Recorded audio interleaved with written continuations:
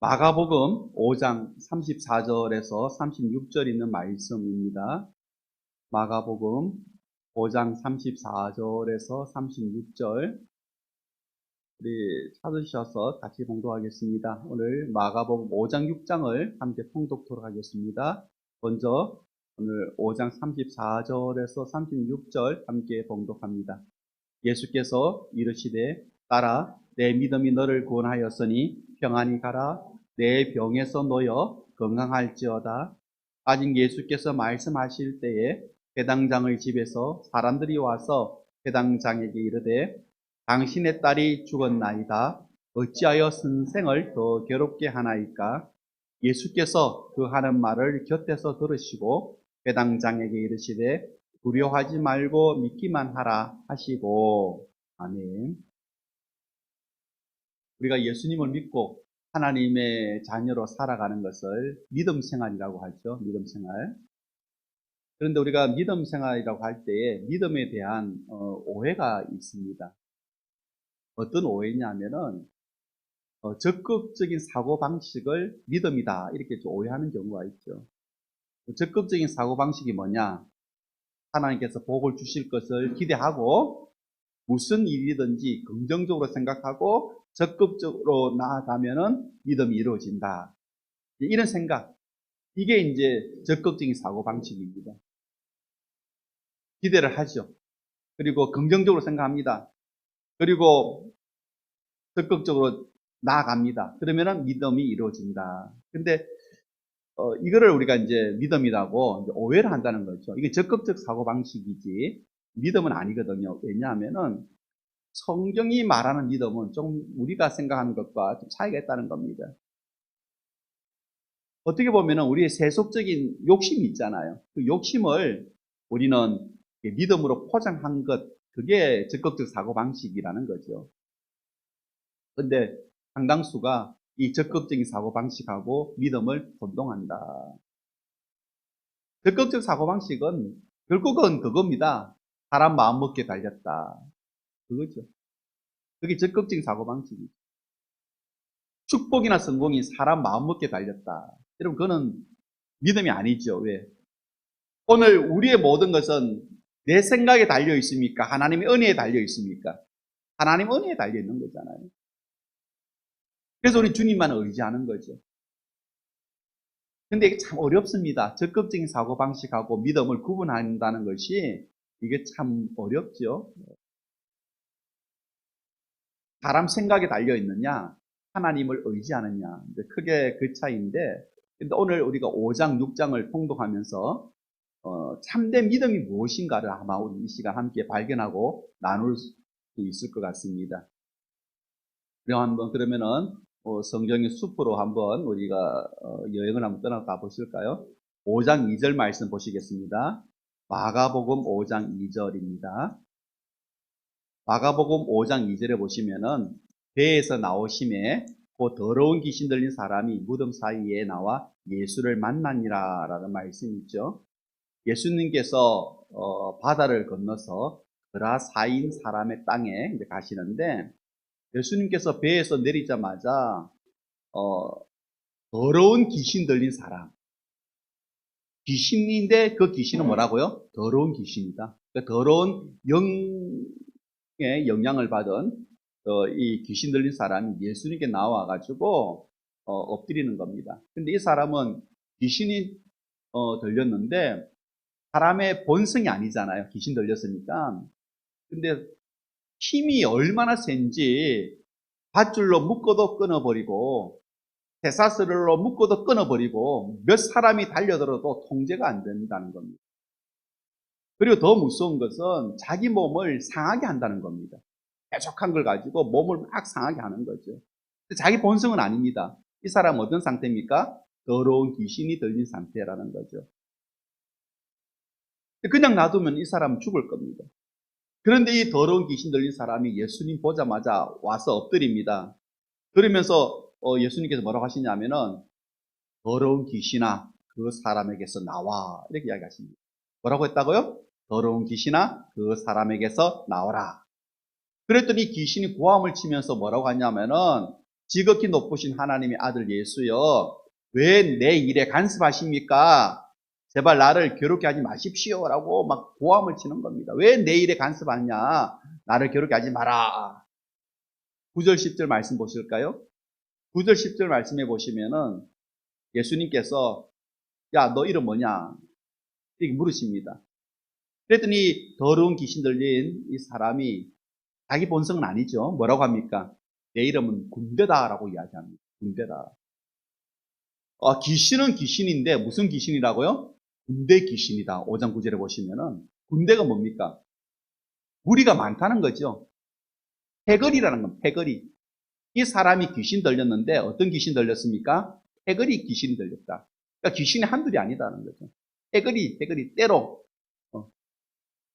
그러니까 뭐가 세다? 힘이 센 거예요. 힘이. 통제가 안 되는 겁니다. 밧줄도 끊고 쇠사줄도 끊고 하는 겁니다. 근데 중요한 거는 아무리 군대 귀신이고 패거리로 때를 지어 다니는 귀신을 할지라도 예수님 앞에서는 꼼짝 못한다. 아멘이시죠? 꼼짝 못합니다. 그러니까 예수님께 뭐라고 합니까? 나를 쫓아내지 마십시오라고 하는 거죠. 10절에 보시면은 자기를 쫓아내지 말라는 겁니다. 애원합니다. 12절 말씀 보실까요? 그런데 마침 언덕에 보니까 돼지떼가 있는 겁니다. 돼지떼가. 어떤 복음서에서는 한 2,000마리 정도 된다고 이야기하거든요. 돼지떼가 있는데 이 먹을 것을 찾으려고 땅을 파고 있었습니다. 근데 여러분 또 궁금하시잖아요. 이스라엘 사람들은 돼지고기 안 먹습니다. 근데 왜 돼지떼가 있을까요? 당신은 누가 지배를 하느냐? 로마가 지배를 하잖아요. 로마 사람들은 돼지고기는 먹거든요. 그러니까 로마 군대에 납품하는 사람들이 있었겠죠. 돼지를 키워서. 자기들은 안 먹지만은 납품해서 돈 벌려는 사람들이 있었다는 거죠. 그래서 돼지를 키웠는데 이 패거리 귀신들이 뭐라고 이야기하느냐? 귀신이 우리를 그 돼지떼 속에 들어가게 해 주십시오라고 합니다. 그래서 예수님께서 그렇게 하라. 그랬더니 이 그라사인 땅에 이 무덤에서 군대 귀신 들려서 더러운 귀신 들려서 자기 몸을 상하게 하고 피를 내고 고함을 지르고 막 무덤 속을 헤매고 다니는 이 미친 사람, 오늘 이 사람에게 들어가 있던 그 더러운 귀신이 어디로 옮겨갔습니까? 돼지떼에 옮겨가는 거예요. 돼지떼에. 돼지떼에 딱 들어갔는데 돼지떼가 어떻게 합니까? 그냥 벼랑으로 달려가서 다 물에 빠져서 죽었다는 겁니다. 돼지떼가. 21절, 22절 말씀 보실까요? 그런 사건이 있었습니다. 그리고 예수님께서 다시 바다를 건너가십니다. 바다를 두고 왔다 갔다 하시죠. 다시 바다를 건너가시는데 딱 바다를 다시 건너가서 딱 내리시는데 큰 무리가 예수님 소문 듣고 모여 있는 겁니다. 그런데 예수님 앞에 누가 나오느냐? 회당장 야이로라고 하는 사람이 나옵니다. 회당장. 우리가 지금을 말하면 굉장히 동네에서 뮤지예요. 뮤지. 동네에서 굉장히 존경받는 사람이에요. 상류층, 지도층이죠. 지도층. 지도자죠. 지도자. 마을 지도자이죠. 그런데 그 가버나움이라고 하면은 큰 도시인데 그 큰 도시의 회당장이라면은 신분이 상당히 높은 사람이고요. 지도자 위치에 있는 사람인데 이 사람이 자기 딸이 죽게 되었습니다. 자기 딸이 죽게 되니까 누구 앞에 엎드립니까? 예수님 발 앞에 엎드리는 겁니다. 딸이 죽게 된 거예요. 12살 된 딸이. 정신없이 예수님께 애원하죠. 그런데 그 자리에는 야이로만 있습니까? 수많은 사람들이 있잖아요. 미치고 당기고 좀 나와보세요. 나도 예수님 한번 보고 싶어요. 뭐 저 뒤에서 머리 가린다 하면서 뭐 난리 나겠죠. 그죠? 그런 상황이에요, 지금. 수많은 사람들이 지금 예수님 둘러싸고 있는데 거기서 야이로라는 해당장이 예수님 앞에 엎드렸다는 거예요. 근데 어떤 사건이 일어나느냐? 25절에서 28절에 보면은 그 무리들 가운데 누가 있었느냐? 12년 동안, 25절에 12년 동안 혈류증으로 고생하고 있는 여인이 하나 있었습니다. 이 여자도 소문 들었어요. 예수님은 병을 고쳐주시고 귀신도 쫓아내시는 분이시다. 12년 동안 이 혈류증에 걸린 이 여인은 좀 사는 집의 여인이었는데 12년 동안 치료를 받다 보니까 가진 돈 다 날려버리고 지금 거지가 됐습니다. 근데 몸은 좋아졌느냐? 아니에요. 예전보다 더 안 좋아졌습니다. 소망이 없습니다. 그러면 혈류증이 뭐냐? 혈우병은 하고 달라요. 혈류증이라는 것은 뭐냐 하면은 피가 끊임없이 흐르는데 부인병입니다. 부인병. 그러니까 이게 말하기가 민망한 거예요. 부인병이니까. 그래서 살그머니 예수님, 어쨌든 그 수많은 사람들 속에서 살그머니 예수님 뒤로 가가지고 예수님 옷자락을 싹 만집니다. 근데 어떤 일이 일어나느냐? 흐르던 피가 멈췄다라는 거예요. 여인 스스로가 자기가 알았어요. 변화를 알았어요. 만지는 순간에 몸의 변화를 느꼈다는 겁니다. 병이 나았습니다. 근데 그 순간 예수님께서 뭐라고 하시느냐? 누가 내 옷에 손대었다. 제자들이 말합니다. 예수님 지금 사람들이 밀치고 당기고 지금 난리인데 누가 손댔다는 겁니까? 아니야, 손댔어. 내 능력이 나갔어. 그랬더니 여인이 숨길 수가 없잖아요. 예수님 앞에 엎드려서 자기의 이야기를 합니다. 12년 전 혈류병에 걸려서 가진 돈 다 날리고 거지 신세가 됐는데 몸은 예전보다 더 나빠졌고 이제 소망은 없고 말하기가 민망스러운 병이라서 가족과 함께 살 수도 없고 그러면 여러 이야기를 하는 거죠. 그때 예수님께서 뭐라고 하시느냐? 알아, 이제 온전해졌다. 그리고 평안히 가라. 이렇게 이야기하십니다. 내 믿음으로 온전해졌다. 왜 예수님께서 이 말씀하셨느냐? 왜 예수님께서 누가 내 옷에 손대었다라고 하셨을까요? 이유가 있습니다. 이스라엘 사람들은 생명은 피에 있다라고 생각합니다. 피는 곧 생명입니다. 피는. 그래서 피 흘린다는 것은 결국은 죽음이 되는 거죠. 그래서 이 피와 관련되어 있는 질병은 이걸 부정하게 봤습니다. 이스라엘 사람들은. 근데 이 여인은 피를 흘리잖아요. 멈춰지지가 않습니다. 그러면은 이런 병은 사회에서 격리가 됩니다. 왜? 부정한 병이기 때문에.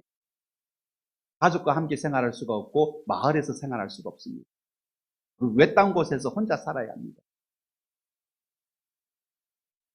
그런데 이 사람이 가족에게 돌아갈 수 있는 방법은 있습니다. 무슨 방법이냐? 병이 나았다라는 확인을 받으면 다시 가족에게 돌아갈 수가 있습니다. 그러니까 예수님께서 다 보는 사람들 앞에서 확인시켜 주시는 겁니다. 왜? 이 나았는데 그냥 내버려 두면은 사람들이 모르잖아요. 나은지 안 나았는지. 이 여인은 몸은 나았지만은 가족에게 돌아갈 수가 없죠. 격리돼야 되죠. 격리. 여러분 코로나 때 격리라는 거 경험해 보셨잖아요. 그걸 아시고 예수님께서 확인시켜 주는 겁니다. 수많은 사람들 앞에서 이 여자는 병이 나았다라는 것을 확인시켜 주는 거죠. 그래서 떳떳하게 살아가라는 겁니다. 떳떳하게 살아가라. 자, 35절, 36절에 보면은 그 같은 사건이 이제 배에서 내리시자 회당장 야이로가 자기 딸 죽게 됐는데 살려달라고 하는 그 와중에 12년 혈류증 걸린 여인의 이 사건이 있었죠. 그런데 그때 이 회당장 야이로 집에 하인이 뛰어옵니다. 회당장님, 따님이 죽었습니다. 예수님 더 괴롭히지 마십시오. 이미 죽었으니까 예수님 그냥 놔두시라는 거죠. 근데 예수님께서 뭐라고 하시느냐? 잔다라고 하십니다. 아이가 죽은 것이 아니고 잔다. 그래도 사람들이 비웃는 겁니다. 예수님은 죽은 것과 자는 것도 구분 못하시나? 그게 죽은 것을 잔다라고 하느냐? 비웃는 거죠. 그때 예수님께서 이제 회당장의 집에 다 사람들 내보내고 회당장과 제자들 데리고 그 소녀에게 갑니다. 그 소녀의 손을 잡고 말씀하십니다. 달리다굼. 딱 한마디 하십니다. 뭐라고 했다고요? 달리다굼. 무슨 뜻이냐? 소녀야 일어나라. 그랬더니 이 12살 된 소녀가 어떻게 됐을까요? 일어나 버렸다. 달리라kum이라고 했더니 일어났다는 겁니다. 일어나라 했다는 거죠. 이때가 예수님의 절정기였습니다. 사역의 절정기였습니다. 거라사인 땅에 아무도 통제할 수 없는 군대 귀신 들린 사람을 예수님께서 고쳐주시잖아요. 그리고 그 군대 귀신을 끝장내시잖아요. 그리고 12년 동안 혈류증에 걸려있는 여인의 병을 고쳐주시고 사회로 복귀시켜 주시잖아요. 그리고 죽었던 12살 된 소녀를 예수님께서 살려주시는 거죠. 예수님의 사역의 가장 절정기였다라는 겁니다. 그때 6장 1절에 보시면은 예수님께서 자신의 고향으로 가십니다. 예수님 고향이 어디입니까? 나사렛이라는 곳입니다. 나사렛. 가버나움과 가깝습니다. 바닷가에서 가깝습니다. 나사렛으로 가십니다. 6장 1절에 보시면 안식일에 예수님께서 나사렛 회당, 오늘날 말하면 교회 같은 곳에서 설교를 하십니다. 사람들이 깜짝 놀랍니다. 아니, 아기 때부터 궁둥이 다 보고 자란 우리 청년 예수를 우리가 아는데, 왜? 같은 동네 사람이니까요. 어른들은 알잖아요. 다 아는데, 제대로 교육도 못 받은 거 알고 있는데, 어려운 집에 소년 가장으로 목수일 하면서 동생들, 그리고 그 홀로 된 마리아 먹여 살린다고 힘썼던 거 우리가 다 알고 있는데, 저런 지혜가 어디서 나왔느냐? 도대체 어디서 무엇을 배웠기에 저렇게 누구도 할 수 없는 설교를 하느냐? 깜짝 놀라는 거죠. 그러면서 한편으로는 뭐라고 이야기합니까? 안다라고 이야기하는 겁니다. 안다. 왜? 어릴 때부터 우리는 마을에서 콧물 흘리고 엉덩이 내놓고 뛰어다니는 거 다 봤다. 다 안다. 그 어머니가 누구고 그 형제가 누군가 우리가 다 안다. 그러면서 예수님을 받아들이지는 못하는 겁니다. 안다라는 거죠. 그래서 예수님께서 뭐라고 이야기하십니까? 예언자는 자기 고향에서 대접받지 못한다. 이러시면서 다른 곳으로 옮겨가십니다. 그러니까 나사렛은 예수님의 고향이지만은 예수님은 나사렛에서 예수님이 가장 절정기잖아요. 죽은 사람도 살리고 군대 귀신도 쫓아내고 막 절정기인데도 그 절정기에 자기 동네에서 예수님은 사역하지 않으셨다는 겁니다. 왜? 그 사람들은 우리는 안다라고 하면서 예수님을 거부하는 겁니다. 예수님도 방법이 없는 거죠. 그래서 다른 마을로 가셨다라는 거예요. 6장 7절 보실까요? 예수님께서 12제자를 부르시고 2명씩 짝을 져줍니다. 그리고 예수님께서 보여주셨잖아요. 귀신 쫓아내는 거 보여주시고 병든 자 치유하는 거 보여주셨잖아요. 그리고 예수님께서 제자를 선택하시면서 지난 주일날 나눴지만 어떤 권세를 주십니까? 귀신을 쫓아내는 권세를 주셨잖아요. 6장 7절에도 말씀하고 있죠. 그리고 이제 한번 해봐라라고 파송시키는 겁니다. 2명씩. 보여준 대로 해봐라. 지금도 믿는 자에게는 이런 권세를 주시는 줄 믿습니다. 여러분에게 그 권세가 있습니다. 여러분 예수님 믿으시잖아요? 그럼 여러분도 병든 자를 위해서 기도할 때 하나님께서 그 기도 들어주셔서 병든 자가 고침받고 귀신 들린 자가 있다면 여러분께서 예수의 이름으로 선포하면은 그 귀신도 쫓겨가는 역사 나타날 줄 믿습니다. 그 권세를 주셨다는 거예요. 그래서 보낸 거예요, 예수님께서 제자들을. 그런데 진짜 제자들이 둘씩 짝지어 가서 귀신 들린 사람 만나서 예수 이름으로 명하노니 귀신아 나오라 했을 때 나오는 역사, 병든 사람이 있을 때 예수 이름으로 명하노니 일어나라 했을 때 일어나는 역사, 이런 역사 일어나는 거예요. 그러면서 오늘 말씀 또 이렇게 계속해서 보시면은 기도만 했느냐? 아니에요. 기름도 발라서 치유해 줬다라고 하거든요. 무슨 말입니까? 약도 쓰면서 기도도 하면서 이렇게 고쳤다라는 겁니다. 아멘이십니까? 중요합니다. 약도 쓰면서 기도도 하면서 그렇게 고쳤다라는 거죠. 자, 35절, 36절 보실까요? 저녁이 됐습니다. 많은 사람들이 예수님 설교 들으려고 모였습니다. 근데 허벌판입니다. 그래서 제자 중에 한 명이 말합니다. 예수님, 시간도 너무 늦었고 여기는 허벌판인데 그 사람들 보내가지고 끼니 해결하고 다시 모이게 하십시다. 밥은 먹여야 되잖아요. 그래도 예수님께서 뭐라고 하시냐면은, 야, 너희들이 가진 것, 그것으로 해결하자. 그랬더니, 예수님 여기 모인 사람 수가 얼만데, 우리가 그런 큰 돈이 어디 있습니까? 다 먹이려면 큰 돈이 있어야 되잖아요. 그런데 예수님께서, 아니, 있다. 그랬더니, 다른 제자가 뭐라고 합니까? 빵 5개 하고, 물고기 2마리는 있습니다. 이렇게 합니다. 이거는 한 사람의 점심 식사예요. 한 사람의 점심 식사밖에 안 되는 거예요. 이거는 있습니다. 그랬더니 예수님께서, 그래, 좀 짝을 지어서 둘러 앉혀라. 그래서 뭐 50명씩 모여있고 100명씩 모여있고 이제 허허벌판에 둘러 앉아있는 거죠. 그때 예수님께서 빵 5개와 물고기 2마리를 가지고 기도를 하시는 겁니다. 그리고 감사기도 하셨겠죠. 축복기도를 하셨겠죠. 그죠? 감사와 축복기도를 하시고 난 다음에 이거를 나눠주는 겁니다. 놀라운 것은 보리떡 몇 개? 5개. 물고기 몇 마리? 2마리가 거기에 모인 사람들을 배부르게 할 만큼 넘쳐나는 은혜가 있었다라는 거예요. 그래서 이걸 기적이라고 합니다.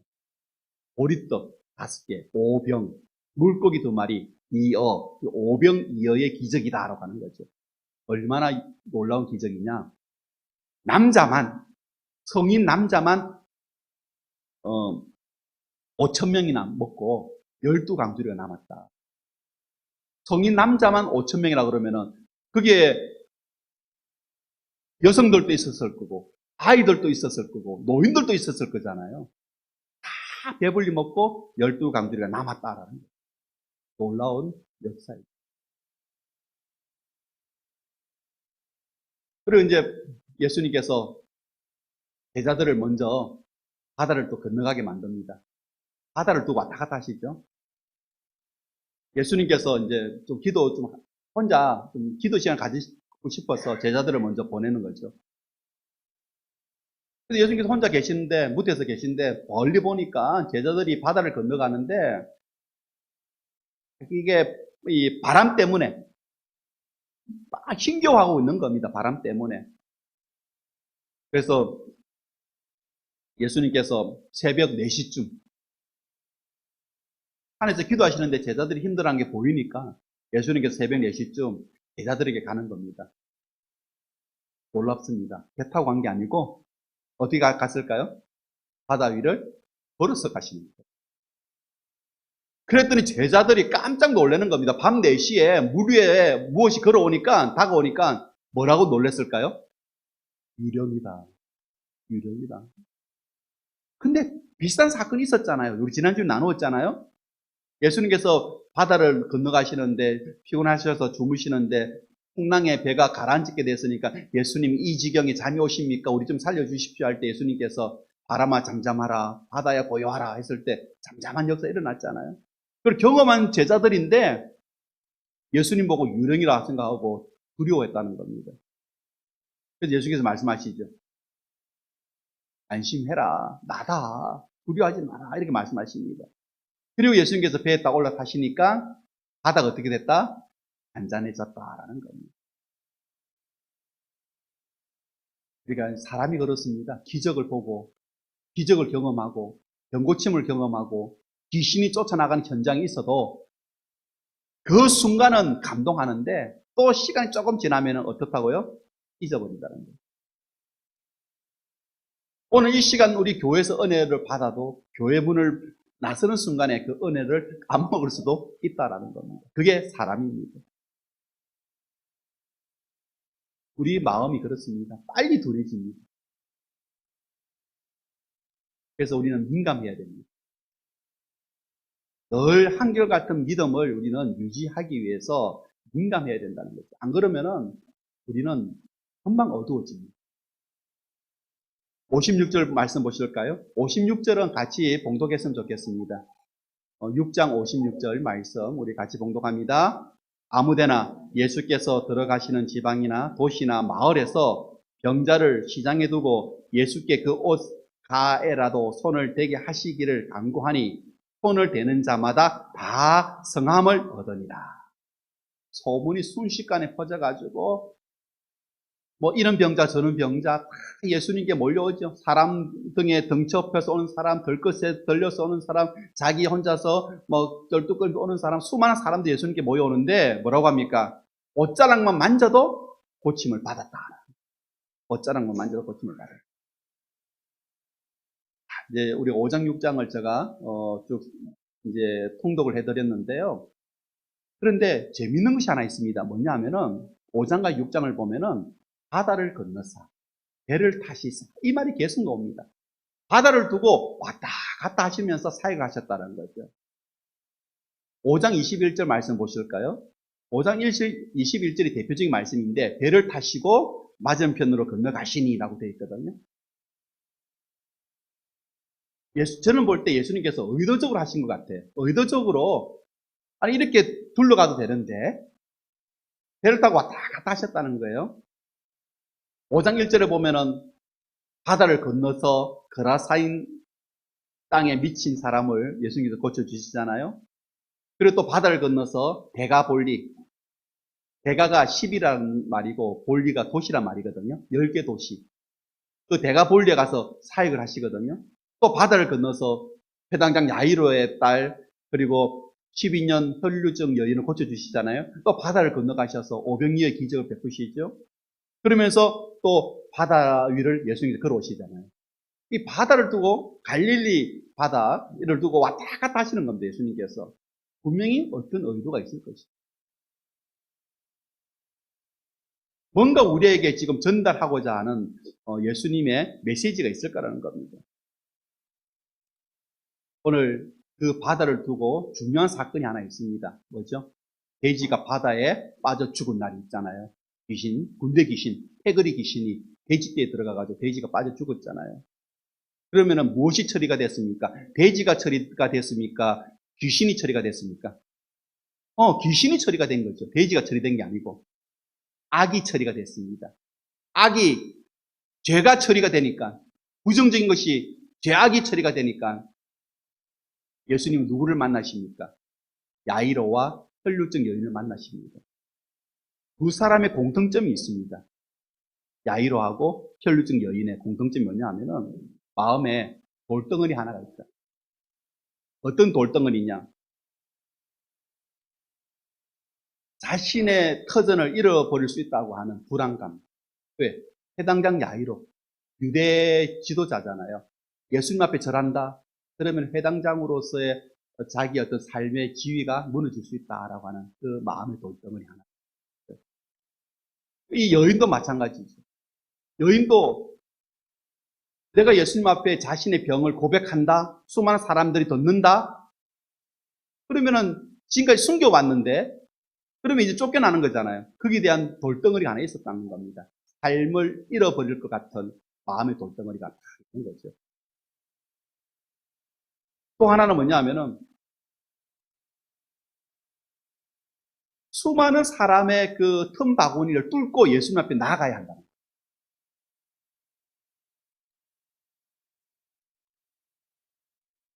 이게 쉽지 않는 돌덩어리죠. 회당장에 체면이 있는데 사람들 틈을 빚으면서 간다. 부정한 사람은 나는 부정합니다. 부정합니다. 외쳐야 됩니다. 사람들을 피하게 만들어야 되는데 안 내치고 사람들과 접촉했다. 돌에 맞아 죽습니다. 그게 법입니다. 그런데 뚫고 가야 된다는 거예요. 그런 마음의 돌덩어리가 팍 있는 겁니다. 지금 이 회당장하고 이 12회 혈류증 걸린 여인이. 그런데 어떻습니까? 그런 마음의 돌덩어리가 있어도 예수님께 갔다라는 거예요. 예수님께서 뭐라고 하십니까? 믿기만 하라 하시거든요. 두려워하지 마라. 믿기만 하라. 믿기만 하라. 아유, 허우명랑한 소리 이렇게 생각하십니까? 믿기만 한다고 다 돼? 이렇게 생각하십니까? 그런데 그 허우명랑한 소리를 야이로와 12년 혈류증 여인은 붙들었다는 겁니다. 그 말씀을. 결과는 어떻게 됐습니까? 죽음이 정복됐잖아요. 죽었던 딸이 살아나고 죽을 병에서 고침 받았다는 거죠. 그럼 예수님께서 왜 두려워하지 말고 믿기만 하라고 하셨을까요? 죽음을 두려워할 필요가 없다는 겁니다. 죽음의 파도조차도 예수님 어떻게 하신다? 잠잠하게 하실 수 있는 분이라는 것을 보여주시는 겁니다. 우리 삶 속에도 여러분 마찬가지입니다. 오늘 우리가 본문을 보면서 어떻게 보면은 사방이 막힌 것 같은, 진짜 우리 마음에도 돌덩어리 하나 있는 그 답답함, 그렇죠? 포기하고 싶죠.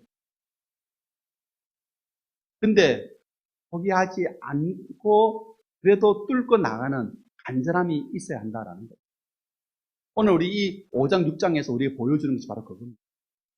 사방이 막혀져 있는 현실을 알지라도 포기하지 말고 간절함을 가지고 뚫고 나가라라는 겁니다. 뚫고 나갈 수 있는 것이 무엇입니까? 그게 믿음입니다. 그게 믿음입니다. 오늘 5장, 6장이 우리에게 말씀하시는 것이 바로 그겁니다. 진정한 믿음은 보이지 않는 상황 속에서 나아가는 것입니다. 이게 믿음입니다. 상황은 보이지 않아도, 돌덩어리 하나가 내 가슴에 꽉 놓여 있어도, 정말 답답해도 포기하지 않고 나아가는 것, 그게 믿음이라는 겁니다. 그 믿음을 가졌던 야이로, 그리고 12년 된 여인들, 어쩌라건 여러분 이 여인들만 만졌을까요? 여인만 만졌을까요? 별로증 아니잖아요. 6장 마지막 절에 보면은 수많은 사람들이 예수 옷자락을 다 만졌습니다. 그런데 그 돌덩이가 있음에도 불구하고 뚫고 예수님께 나아가면 고침 받는다는 그 간절함이 있는 사람들은 옷자락을 만졌을 때 다 고침 받았습니다. 그런데 야이로 회당 그 장의 그 현장을 보십시오. 수많은 사람들이 밀고 당기고 하잖아요.